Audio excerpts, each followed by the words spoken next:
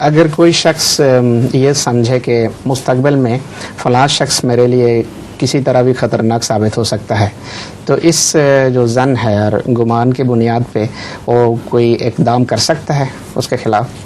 कोई इक़दाम नहीं कर सकता जब तक वो ख़तरनाक इक़दाम दुश्मन ना शुरू करे। उस वक्त तक इस ख्याल पर कि वो ख़तरनाक ना हो उसको कत्ल नहीं किया जा सकता। एक शख्स किसी होटल में गए खाने के लिए, तो उसमें देखा उधर बोर्ड पे लिखा हुआ है कि आप पेट भर के खाइए, जितने मर्जी खाइए, सब फ्री है। तो बिल जो है आपके पोते से हम लेंगे या नवासे से लेंगे, ये पोता ठीक है।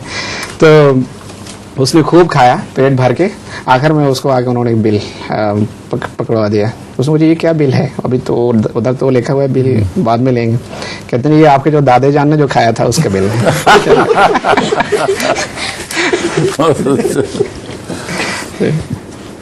ठीक है।